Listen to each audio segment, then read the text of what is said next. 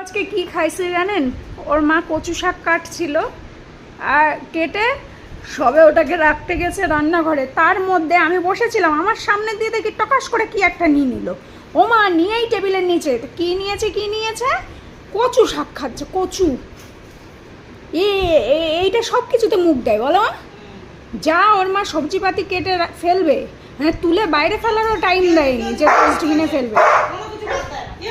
ও সব তাতে মুখ দিয়ে টেস্ট করে দেখবে যদি রান্নার পরে না পাই। আর এখন হচ্ছে 12টা বাজে তো। আমার নামাই দাও, ওরে নামাই দাও, মা ওরে নামাই দাও। নাম নাম ও ও তুমি নামাই দিয়ে থালা নিয়ে যাচ্ছ কোথায়? ও গলু, আমার গলু খুব ভালো, আমার গলু কোনো নোংরাতে মুখ দেন। ওই দেখেন উঠে যা সোহাগ সাদ।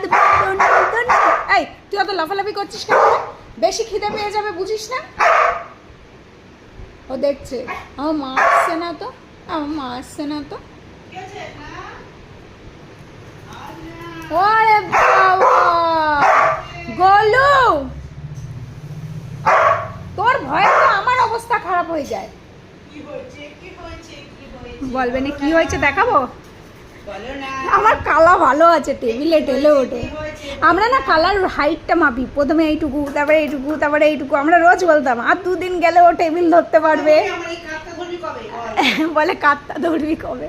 আর ততদিনে আমি গোলুমলু হয়ে যাব।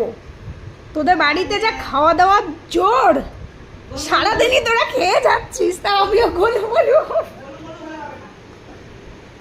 এবার ভাই আমাদের বাড়িতে সারাদিন কেউ না কেউ খেয়েই যাচ্ছে বল। গোলু আমার রাজা বেটা কই রে? আমার লক্ষ্মীর ঘর একখানা। আমার মা কই? এই যে দূর, এখন আমি এখানে লাঞ্চ পাহারা দিচ্ছি, 12টা বাজে। হ্যাঁ কালা কোথায় তুমি? জলদি আও। এই তো কালা। ওলে বাবা, দেখছিস বাবা?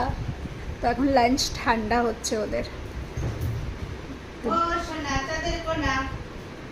আমার কালা শোনা খালুয়া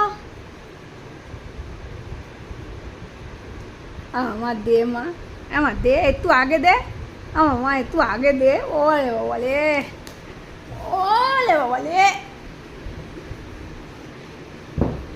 এমন বুনো তুই মার দিয়ে একটু বেশি চা আমারে দিবি।